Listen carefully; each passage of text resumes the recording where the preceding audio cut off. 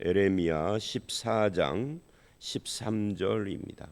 오늘 이 말씀은 어제 말씀에 회개하지 않으면 기도도 소용없고 회개하지 않으면 예배도 소용없고 회개하지 않으면 복을 구하지도 말아라.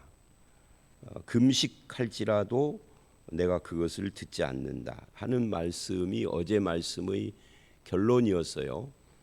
그리고 이제 오늘 말씀의 이해 그래요.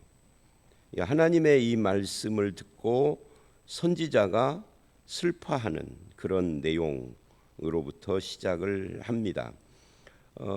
이에 13절 내가 말하되 슬프도소이다 주 여호와여 보시옵소서. 선지자는 하나님의 그런 말씀을 듣고 슬픔이 온 거예요. 에레미야 선지자가 눈물의 선지자인 거죠. 그러면서 무슨 말을 하느냐면 하나님께서는 그렇게 회개하지 않으면은 기도도 복을 구하는 것도 예배도 다 필요 없다, 안 받는다라고 하셨는데도 불구하고 선지자들이 다른 말을 한다는 거죠. 이 선지자들이 오늘날로 말하면 목사들이 딴 말을 한다는 거죠. 그래서 저는 이제 가끔 아주 가끔 자주는 아닌데 그야말로 뭐 만년에 한 번 정도씩 어떤 이야기를 성도들에게 듣느냐면 근데 목사님 저 목사님은 이렇게 말하고 목사님은 이렇게 말하는데 어느 것이 이렇게 질문하는 분들을 정말 만년에 한 번 정도 봐요. 그런 질문을 해요. 이게 좀 그런 질문을 받으면 속상하죠. 국어인데 뭐 목사가 히브리어가 어쩌고 헬라어가 어쩌고 영어가 어쩌고 해도 그래도 한글로 번역한 그 번역자들이 한 명이 한 것도 아니고 각 교단에서 대표로 학자들을 보내가지고 수십 명이 정말 그야말로 학자들이 함께 번역한 한글인데 조금씩 약간씩 조금 더 나은 번역이 있기는 하더라도 전체적으로 이해 못할 것이 없는데 한글을 읽고 왜 딴 말을 할 수 있을까? 왜 이 사람 다르고 저 사람 다를 수 있을까? 진리는 하나인데 속상하죠. 이 본문의 선지자들도 똑같은 겁니다. 에레미야가 하는 말과 이들이 하는 말이 같은 선지자인데 틀린 거예요. 그럼 왜 틀리냐 할 때 제가 같은 선지자라고 그랬는데 하나님이 뭐라고 하느냐면 같은 선지자가 아니야. 하나는 가짜야. 이렇게 말을 한다고. 그럴 수도 있지가 아니라 가짜다. 진짜와 가짜다. 이렇게 지금 말을 한다고요. 그러니까 이게 굉장히 중요한 거예요. 그러면 누구 책임이냐? 선지자 책임이 아니라 듣는 이스라엘, 신약으로 말하면 듣는 성도들의 분별의 책임인 거죠. 왜? 그 거짓 선지자들은 거짓 선지자 스스로 자기들이 하나님께 심판받으면 끝나. 그거 듣고 따라간 사람들은 억울합니다. 억울해? 분별 못한 네 책임이다. 이렇게 이야기를 한다고. 그래서 최종적으로 에레미야서의 결론, 전체의 결론이 뭐냐면 거짓 선지자를 따라간 놈들도 다 망하고 거짓 선지자는 말할 것도 없다. 이게 결론이죠. 에레미야서가 굉장히 깁니다. 엄청 길어요. 이사야보다는 좀 짧지만 이사야는 66장인데 에레미야는 52장이에요. 그래도 이사야는 중간중간에 참 은혜로운 그 곳도 많고 이사야의 40장 이후 뒷부분은 전체가 은혜로운 말씀이에요. 근데 에레미야는 끝까지 이런 내용이죠. 그러니까 힘들어요. 이거 묵상하기가. 그런데 왜 이럴 수밖에 없느냐? 이사야 시대는 아직 멸망 직전이 아니에요. 이사야는 이 유다의 멸망을 훨씬 뒤쪽에다 놓고 뒤쪽 미래 앞쪽에다 놓고 있고 에레미야는 코앞에서 지금 그러니까 지금 소망이 없는 거예요. 근데 자꾸만 딴 사람들이 복 받아라 그러고 뭐 네가 기도하면은 하면서 복 빌어주고 이러고 있다는 거죠. 그게 성경적으로 맞냐 하는 거예요. 하나님 앞에서 옳은 거냐. 그래서 슬픕니다. 선지자들이 그들에게 이르기를, 그들이라는 것이 백성들이죠. 뭐라고 하느냐면 너희가 칼을 보지 않고 기근은 너희에게 이르지 아니할 것이라. 내가 이곳에서 너희에게 확실한 평강을 주리라. 평강 받을 만한 짓이 아무것도 없는데 평강 주리라 라고 한다는 거죠. 그러니까 이게 어제 말씀에 회개하지 않으면 기도도 복 비는 것도 금식도 예배도 다 소용없다 한 것의 반대 이야기라. 회개도 안 하는데, 삶의 변화가 없는데, 삶의 변화를 요구하지 않고 축복을 빌고 평강을 비는 것은 무속이죠. 무당이, 제가 자주 하는 말인데, 무당, 여러분 무당집 가보신 적 있으세요? 살아오면서. 저는 어렸을 때 가정이 기독교가 아니기 때문에 저만 교회를 다녔지만 아기 때야 무슨 신앙이 뭔지 알고 다녔겠어요. 그냥 저 혼자 친구 따라 다녔는데, 어머니는 교회를 안 다니셨으니까 저 데리고 점집도 가고 무당도 많이 만나고, 심지어 우리 집은 중들도 왔다 갔다 하고 그랬어요. 할머니가 굉장히 적극적으로 불교를 믿으셨기 때문에. 무당이 삶의 변화를 요구하는 건 없습니다. 점쟁이가 삶의 변화를 요구합니까? 토정비결이 회개를 말하나요? 토정비결 많이 보셨죠? 예수 믿는 사람들도 재미로도 보고 한 적이 있으니까 그것도 잘못이지만, 토정비결 어디에 회개를 이야기를 해요? 동쪽으로 가지 말라 이런 거 이야기하지. 물가에 가지 말라, 나무를 주의해라 이렇게 하지 삶의 변화를 요구하지 않아요. 무당도 똑같고 점쟁이도 똑같아요. 그러면 기독교도 삶의 변화를 요구하지 않고 축복을 하고 평강을 빌면 무당, 점쟁이, 토정비교로 똑같은 거죠, 수준이. 그런데 이 거짓 선지자들이 그런다 그 말이에요. 하나님의 이름으로, 하나님이 아닌 사람의 입맛에 맞는 메시지를 전하고 있는 거죠. 사람을 기쁘게 하고 죄에 눈 감게 만드는 설교만 하는 거죠, 거짓 선지자들이. 그거는 잘못된 것이다 하는 것을 지금 예레미야가 지적을 하면서 하나님께 기도하는 겁니다. 하나님, 회개하지 않으면 기도도 안 받겠다고 하시는데, 복을 빌어도 소용없다는데, 이들은 회개가 없는데도 평강을 빌고 있습니다. 칼과 기근, 하나님이 예언한 그것이 이루어지지 않는다라고 합니다. 어떻게 해야 됩니까? 하는 그런 기도예요. 13절은. 그러자 14절서부터 18절 하나님이 응답을 하시는 거죠. 그 응답의 내용이 뭐예요? 이미 다 나온 내용이에요. 이렇게 이야기를 합니다. 여호와께서 이르시되 선지자들이 내 이름으로 거짓을 예언하는도다. 말하자면 그들이 하는 예언은 거짓이다. 이걸 신약식으로 말하면 그들의 설교는 거짓 설교다 그 말이에요. 이 예언이라는 말이 미래를 점치는 것 예언을 말하는 게 아니에요. 성경의 예언은 미래를 점치는 예언이 아니고요. 미리 예가 아니에요. 예자가. 이건 이제 영어나 이런 걸 찾아보셔야 하는 필요가 있죠. 말하자면 말씀을 대언하는 걸 예언이라고 그러는 겁니다. 근데 그것이 하나님의 말씀이 아니다 그 말이에요. 거짓 예언이다. 즉 거짓된 말씀이다 그 말이죠. 왜 거짓된 말씀일까요? 하나님이 그들을 보내지 아니하였기 때문에, 그들에게 명령하거나 이르지 아니하였거늘. 그러니까 보내지도 않고 명령하지도 않고 이르지도 않고, 즉 가르치지도 않고 그렇게 하라고 말씀하지도 않았다 그 말이에요. 하나님의 뜻과 전혀 관계가 없다 그 말이죠. 하나님이 보내지 않았다 이 말은 저들은 하나님의 부르심이 없는 자들이다. 선지자가 스스로 선지자가 된 건데 하나님이 불러서 너 선지자를 하라라고 시킨 것이 아닌 거죠. 그러니까 부르지도 않았으니까 보내지도 않았다. 소명도 없고 파송, 사명도 없는 자들이 선지자 노릇을 하고 있다. 그런 이야기예요. 이것은 이들에게만 문제가 있는 건 아니죠. 오늘 현대에도 마찬가지입니다. 하나님이 부르지도 않고 보내지도 않았고 말하지도 않은 것을 하고 있는 그런 소위 주의 종들이 얼마나 많이 있겠어요. 우리는 누가 그런 사람인지 모르죠. 모르지만 이 말씀을 보면 있기는 있다 하는 거죠.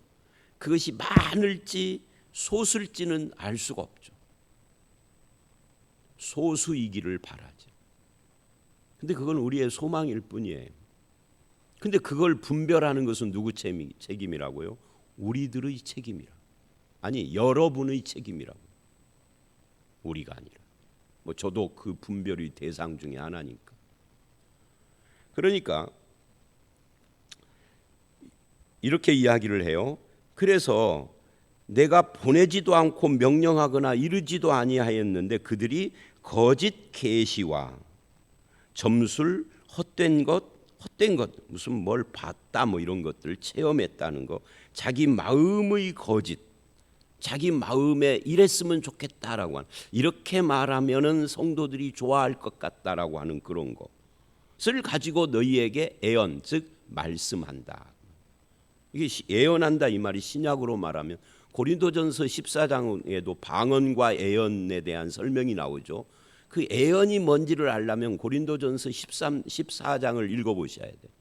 하나님의 말씀의 대언이에요. 그러니까 계시도 아니고, 즉 성경이 아니다 그 말이죠. 하나님의 계시가 아니고 점술, 헛됨, 뭐 자기가 보고 체험한 거, 마음의 거짓, 자기가 이렇게 하면은 저들이 좋아할 것 같은 그런 것으로 애언, 설교한다 그 말.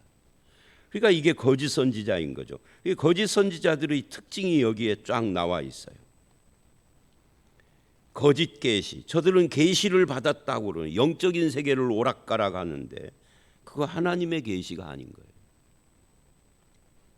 점술, 그 선지자는 또는 그 목사는 뭘 잘 알아맞힌데 그 점쟁이가 알기는 목사 지가 뭘 알아. 천사도 아니고 하나님도 아닌 것이. 그죠? 그게 점술, 헛된 것, 자기 마음의 거짓, 자기 마음에서 나오는 거짓을 이것이 계시다, 이것이 하나님의 뭐다, 이게 영적인 신령한 세계의 무엇이다라고 그렇게 거짓으로 포장을 한 거예요. 우리는 신령한 것들에 대해서는 무조건 마음을 엽니다. 근데 그것은 굉장히 위험한 거예요. 여러분이 계시록 10장부터 11, 12, 13, 14장까지를 읽어보십시오. 조금 길면은 계시록 13장, 14장을 읽어보세요. 그것도 많다 그러면 13장을 읽어보세요. 소위 말하는 적그리스도, 땅에서 올라오는 짐승, 바다에서 올라오는 짐승이 사람을 무엇으로 미혹하는지, 저들이 미혹하는 건 두 가지예요. 말과 그 다음에 신비예요. 신비한 어떤 체험 이런 것과 말, 이 두 가지가 사람을 미혹하는 도구예요. 하늘에서 막 불을, 그 사람이 기도하면 하늘에서 막 불이 내려와. 안 믿을 재간이 있어? 노재석 같은 사람은 안 믿어요. 저는 성경만 믿어요. 그 외의 것은 안 믿어요. 제가 맨날 말하잖아요. 10대 후반, 20대 후반은 저에게 축복이었다고. 왜? 그때 다 체험해가지고 가짜라는 걸 알아. 아니, 소용없다라는 걸 알아. 의미 없다라는 걸 저는 10년 동안 다 체험했어요. 아주 깊은 것까지, 막 영적인 세계에 들어가서 입신하고 이런 것까지 다 체험해서 다 의미 없다, 거짓이다, 그거 복음 아니다 하는 것을 저는 너무너무 잘 알아. 체험이 없어서 저런 말을 한다라는 그 입을 찢어야 돼. 다 해보고 하는 말이에요. 결국은 성경으로 돌아와요. 성경 이외는 그 계시록 13장을 보면은요, 하늘에서 불만 내려오나요? 죽은 자를 막 살려. 그래도 적그리스도예요. 그게 죽은 자를 내 앞에서 살리는 사람이 있어도 나는 그를 믿지 않아요. 예수만 믿지.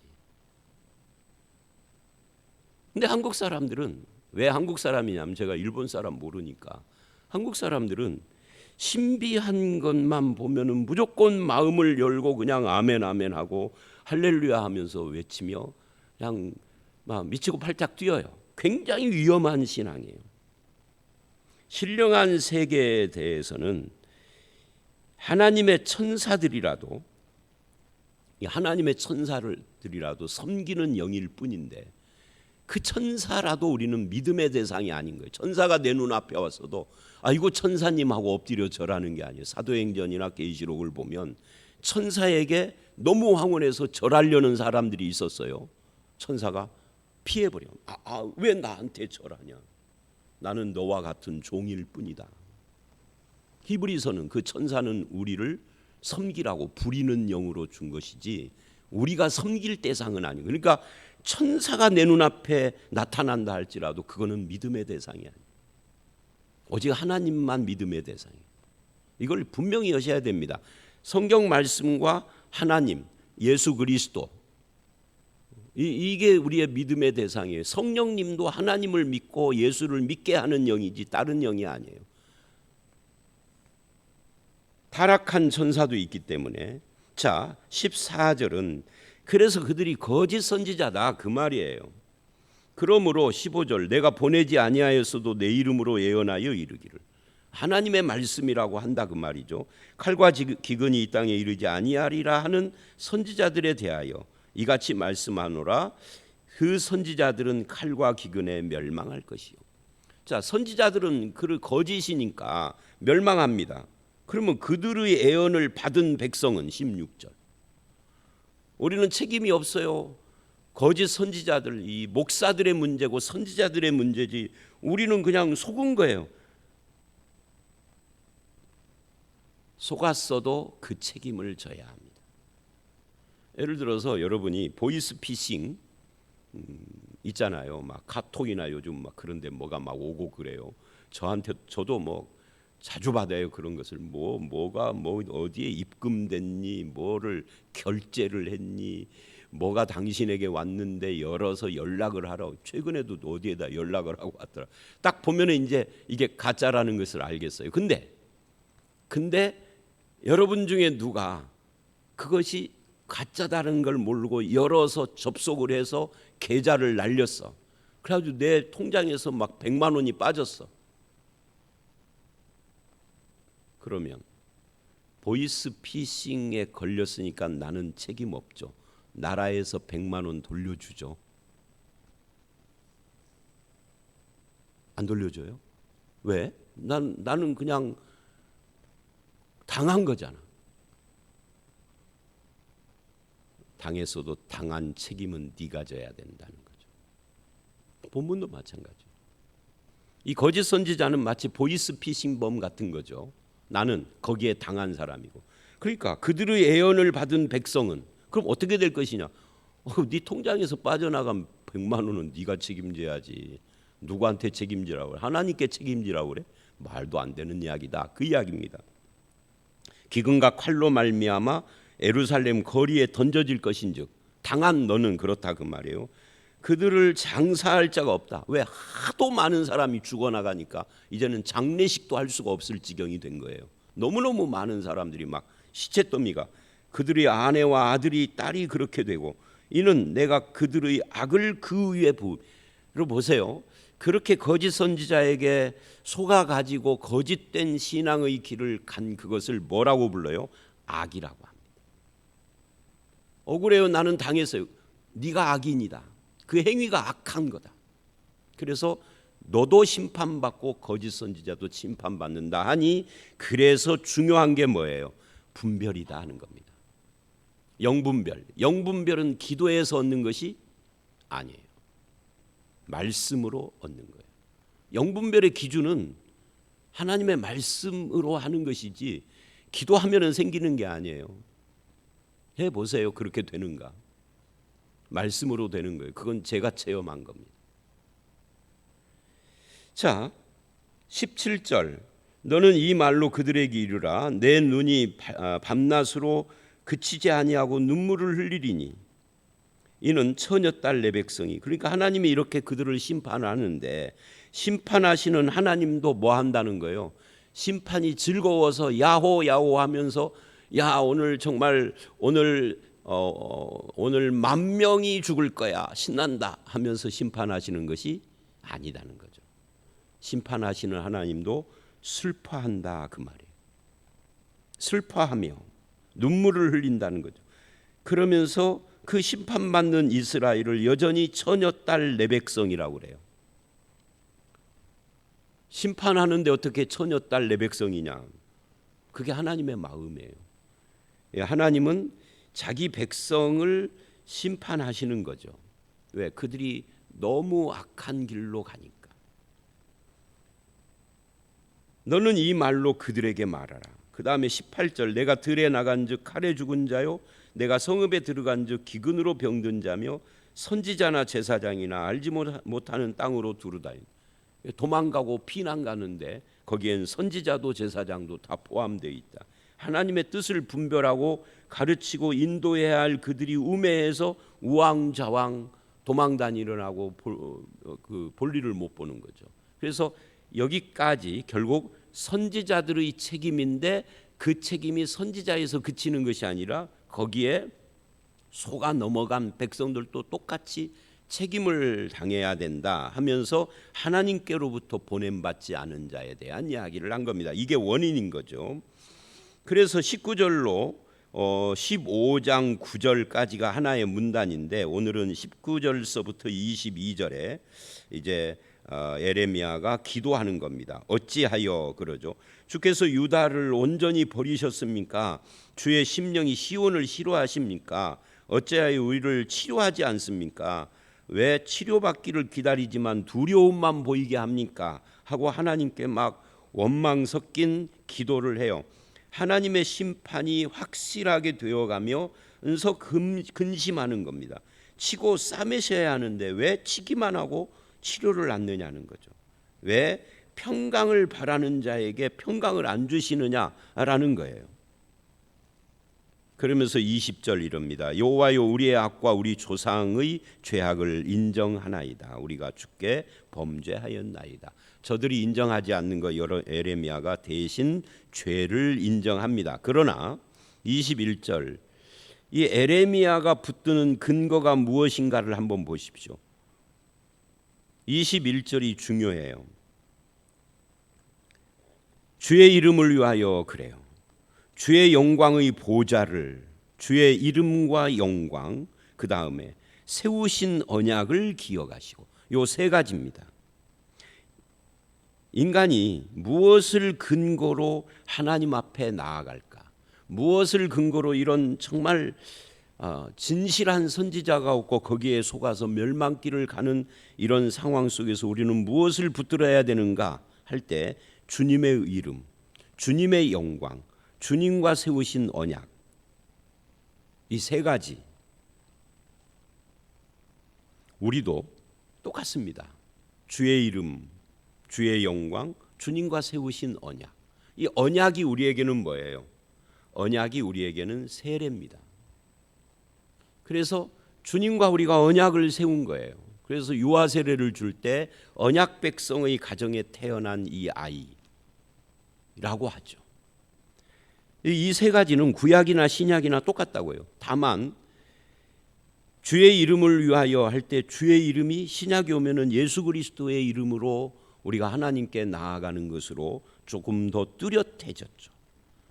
주의 영광의 보좌는 예수 그리스도가 그 우편에 앉아 계시는 권능의 우편에 계시는 것이고, 주님과 세우신 언약의 말씀이 성경으로 완성이 돼서 우리는 세례로 그 언약 가운데 들어가 있죠. 이것을 기억하여 주십시오라고 해요.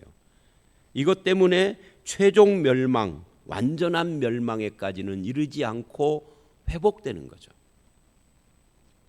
22절 이방인의 우상 가운데 능히 비를 내리게 할 자가 있나이까? 하늘이 능히 소나기를 내릴 수 있습니까?